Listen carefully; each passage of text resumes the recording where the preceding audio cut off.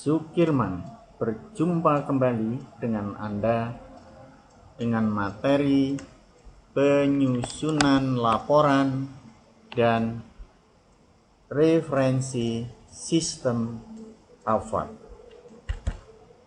Saudara-saudara sekalian, salam jumpa, salam sehat, salam sejahtera, dan salam bahagia. Pada pertemuan kali ini, saya akan menyampaikan materi tentang penyusunan laporan dan referensi sistem AFAD. Kita mengacu pada pedoman sistem penelitian. Penyusunan laporan menggambarkan secara umum bagaimana penyajian laporan penelitian. Secara umum, laporan penelitian berisi sebagai berikut. Jadi ini adalah umum yang bisa kita jadikan dasar, namun nanti pada saat saudara-saudara menyusun skripsi atau tesis disesuaikan dengan program studi masing-masing.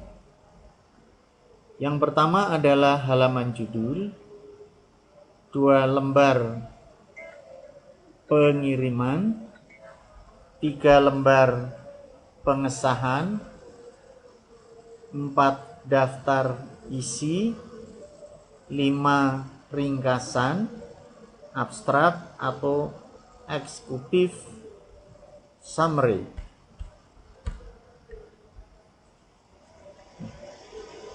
Terdiri dari tujuan, hasil, simpulan, dan rekomendasi. Sebenarnya di dalam ringkasan ini banyak model yang disampaikan. Ada yang diawali dari permasalahan, tujuan, hasil, rekomendasi. Ada juga yang tanpa permasalahan, langsung tujuan, hasil, simpulan, dan rekomendasi. Kemudian 6 adalah isi. Berisi tentang pendahuluan, di mana ada latar belakang, tujuan, metode, hasil, keterbatasan penelitian, simpulan, dan rekomendasi. Kemudian 7 lampiran. Lampiran bisa berisi format pengumpulan data atau kuesioner atau yang lainnya, penghitungan secara rinci, jadi alat analisisnya, tabel umum, bibliografi, dan bahan-bahan pendukung lainnya. Itu secara umum isi dari laporan penelitian. Format laporan itu memerlukan beberapa penyesuaian, karena setidak-tidaknya ada 2 alasan, yaitu yang pertama, untuk menentukan seberapa resmi format yang harus digunakan. Yang kedua, untuk mengurangi kompleksitas pelaporan. Ini adalah format laporan di dalam penyesuaiannya, karena ada beberapa alasan, diantaranya adalah format resmi, kemudian kompleksitas pelaporan. Untuk penyesuaian format terhadap tingkat formalitas itu dapat dilihat pada tabel berikut. Misalnya di sini ada cover, halaman judul, lembar pengiriman, lembar pengesahan, daftar isi, ringkasan, laporan isi, lampiran. Kemudian ada juga halaman judul, lembar pengiriman, daftar isi, ringkasan, laporan isi, lampiran.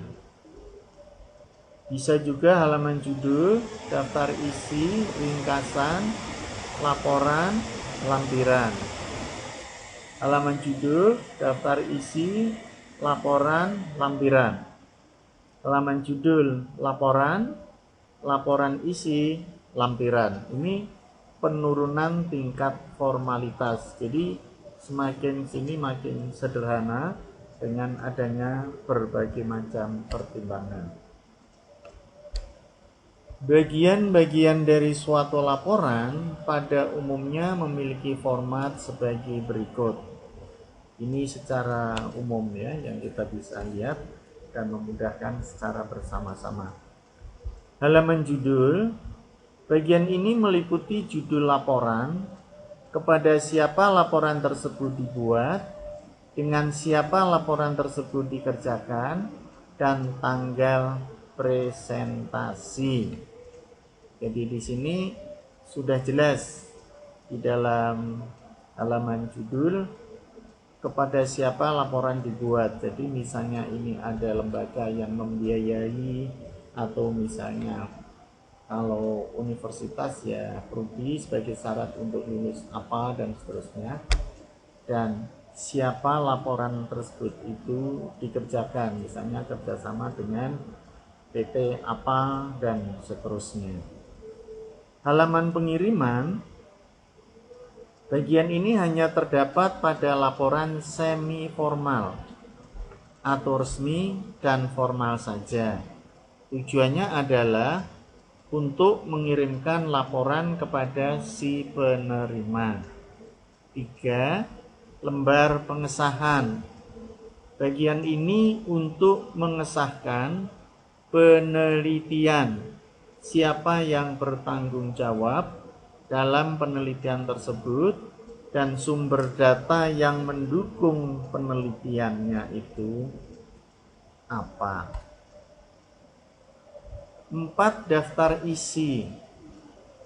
Bagian ini harus mencakup bagian dan subbagian laporan dengan diberi nomor halaman. Bila ada gambar atau tabel, perlu juga dimasukkan dalam daftar gambar atau daftar tabel. 5. Ringkasan. Bagian ini menjelaskan secara jelas tentang mengapa penelitian tersebut dilakukan, masalah penelitian apa yang diteliti, apa hasilnya, dan langkah apa yang selanjutnya perlu diambil. 6. Isi. Bagian isi merupakan bagian terbesar dalam laporan. Pada subbagian penjelasan metodologi, ada 5 hal yang perlu dibahas. Di antaranya adalah desain penelitian, yang sering disebut juga kerangka konsep, metode pengumpulan data, desain sampel, kerja lapangan, dan analisis. Sedangkan cakupan masing-masing bab adalah sebagai berikut.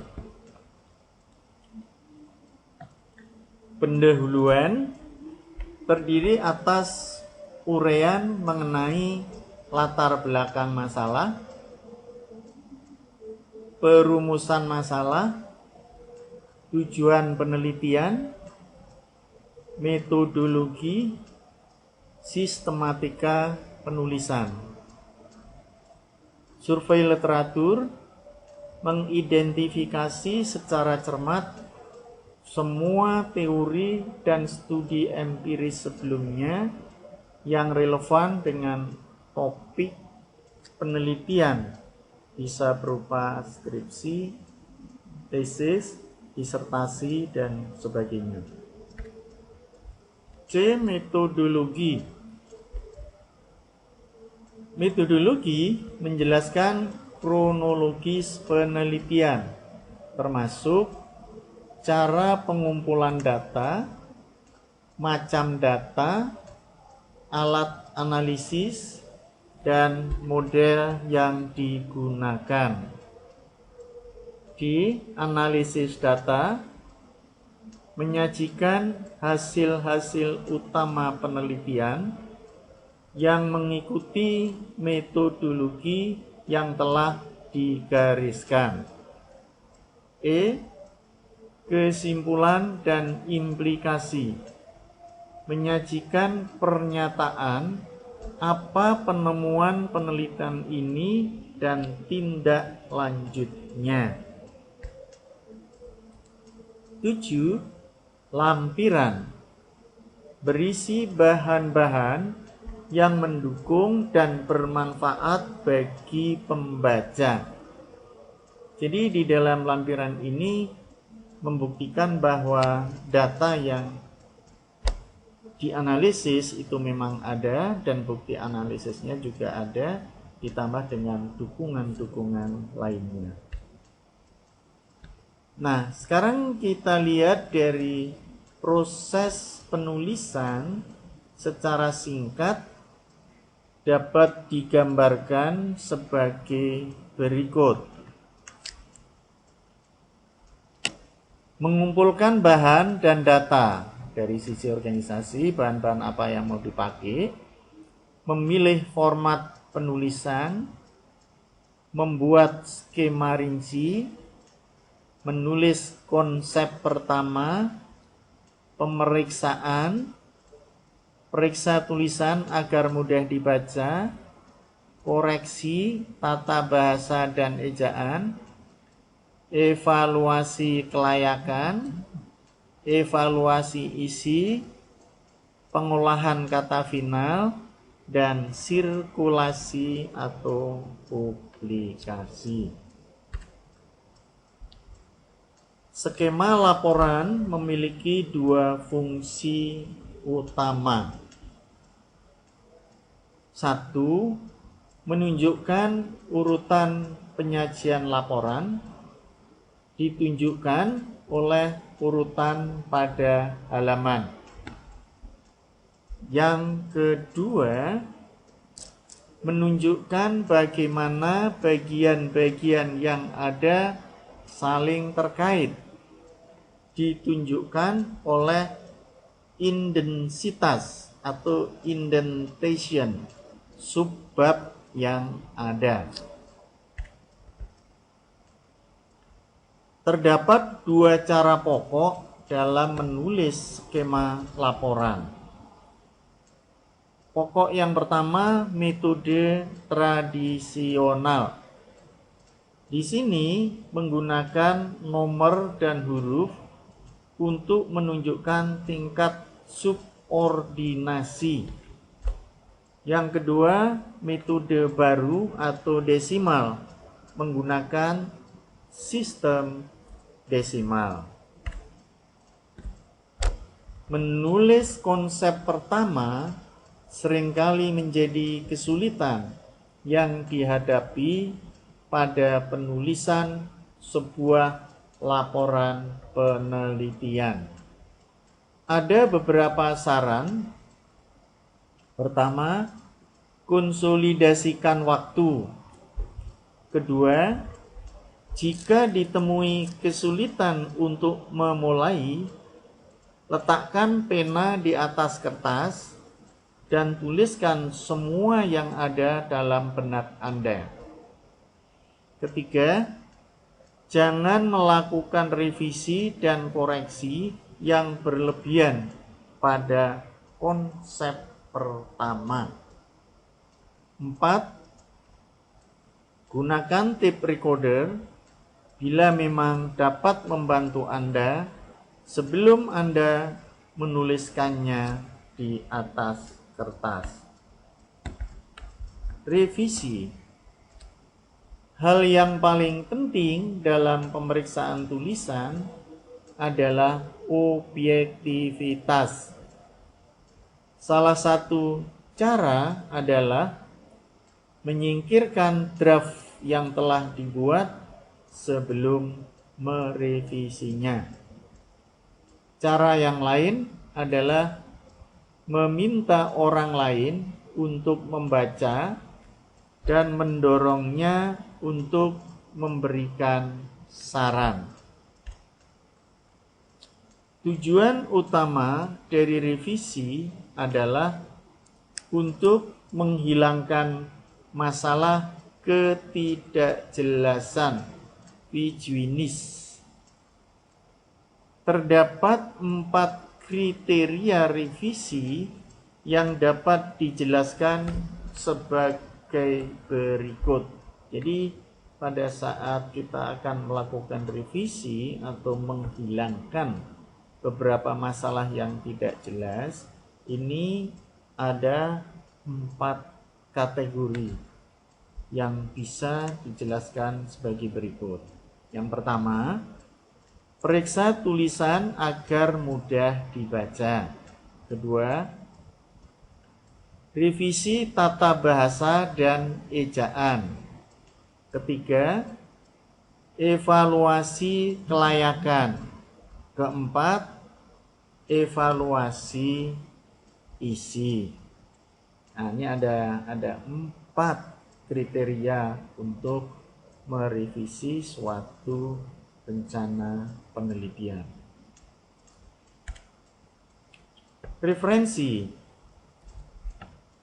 Dengan adanya referensi, maka menunjukkan bahwa tulisan yang disusun tidak seluruhnya merupakan gagasan sendiri, tetapi merupakan gagasan, informasi, dan bukti dari orang lain. Hal tersebut adalah kekuatan dan bukan kelemahan. Karena bila memang orang lain telah melakukan penelitian atau memiliki pemikiran yang berharga, maka tidak perlu ragu untuk menjadikan referensi. Referensi memungkinkan pembaca untuk menyelidiki sumber yang sama untuk mereka gunakan, sehingga pembaca tanpa kesulitan mampu melacak sumber yang Anda gunakan di perpustakaan atau lainnya. Adanya referensi juga untuk menghindari tuduhan penjiplakan atau plagiarisme, dan juga membantu meningkatkan nilai akademik seperti pertukaran pengetahuan dengan cara menunjukkan sumber yang ada kepada pembaca dan menghargai ilmu pengetahuan dengan mengakui pemikiran orang lain.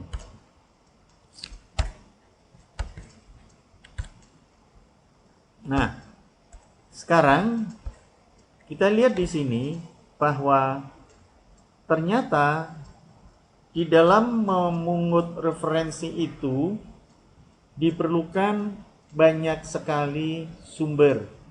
Bisa dari buku, bisa dari jurnal, bisa juga dari proceeding, dan juga fakta-fakta, misalnya undang-undang atau pidato kenegaraan atau yang lain yang bisa memungkinkan untuk dijadikan sebuah referensi.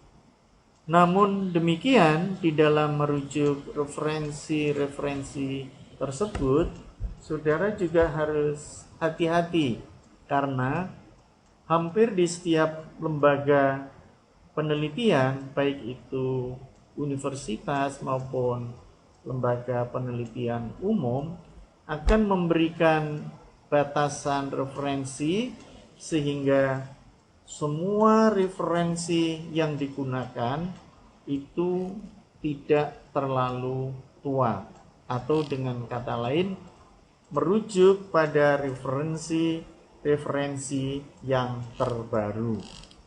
Terdapat beberapa lembaga, apakah itu formal maupun non-formal, mensyaratkan di dalam penelitian untuk merujuk referensi untuk jurnal itu disyaratkan maksimum 5 tahun dari sekarang. Jadi kalau sekarang 2021, ya 5 tahun dari 2021 ke belakang, berarti 2016 ya, 2016.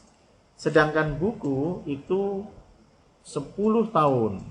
Artinya kalau sekarang 2021, maka sumber rujukan dari buku yang boleh diambil adalah terbitan mulai 2011.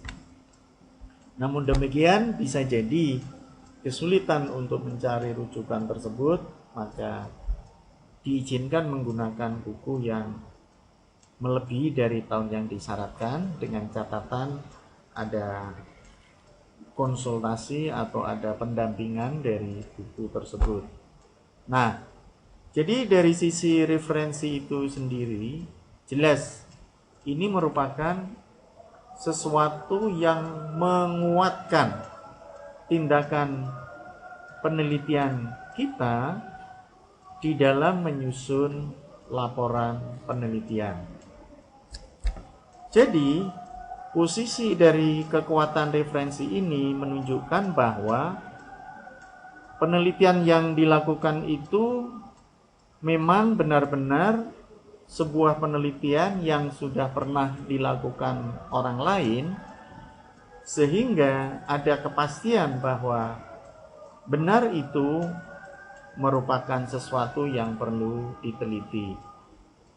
Juga perlu diingat untuk menghindari plagiarisme. Karena apa? Merasa bahwa itu sesuatu yang menjadi temuan kita, ternyata sudah merupakan temuan dari orang lain, maka ya kita nanti dianggap plagiarisme. Padahal sampai saat ini ribuan bahkan jutaan buku atau jurnal yang sudah diterbitkan oleh beberapa peneliti sebelumnya. Jadi tidak usah ragu-ragu, kita bisa menggunakan jurnal-jurnal mereka, baik yang nasional maupun internasional. Dan perlu diketahui, sekarang ada beberapa persyaratan untuk melakukan sebuah penelitian. Diperkenankan mereferensi baik jurnal atau buku, tapi dengan menggunakan syarat tertentu, misalnya Mendeley atau Sotero.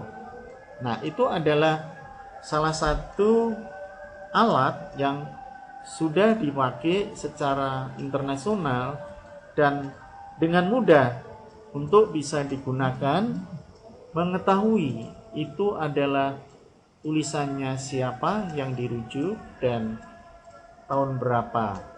Di dalam Mendeley itu sendiri pun kita bisa mencari berapa jurnal yang kita butuhkan, terbitan tahun berapa, sehingga si peneliti akan dengan mudah langsung mengakses dari jurnal-jurnal yang sudah ada. Termasuk juga di dalamnya adalah buku. Kemudian juga kita di dalam membuat sebuah referensi, kalau itu merupakan jurnal yang online, artinya tidak dicetak, maka harus disebutkan tanggal pengunduhannya itu dan juga waktunya sampai sejauh mana, serta alamat dari webnya jurnal tersebut, sehingga orang yang membaca itu akan dengan mudah. Jadi tujuannya di sini sebenarnya bagaimana sih kita menulis agar si pembaca mudah mengetahui hasil dari penelitian kita, atau bahkan kemungkinan akan dirujuk juga, dilakukan atau digunakan untuk melanjutkan dari penelitian yang sudah ada. Nah, ini nanti saya berharap pada saudara-saudara sekalian harus lebih hati-hati, karena hampir sebagian mahasiswa itu di dalam melakukan penelitian, kalau sudah sampai pada referensi, pasti akan sulit untuk merujuk dari peneliti-peneliti atau buku-buku sebelumnya. Lebih celakanya lagi, skripsi yang dibuat itu bukan buatannya sendiri, tetapi orang lain yang disuruh membuatnya. Tapi tidak perlu khawatir, Anda harus belajar dulu, harus tahu dulu, harus bisa mengerti, sehingga nanti di dalam perjalanan saat melakukan penelitian tidak ada masalah. Cobalah dan selalu mencoba, tidak usah ragu-ragu. Ini yang bisa saya sampaikan kepada saudara-saudara sekalian pada pertemuan kali ini, dan saya sangat berterima kasih sekali atas perhatian saudara. Dari saya, Sukirman, salam sehat, salam sejahtera, dan salam bahagia. Sampai jumpa.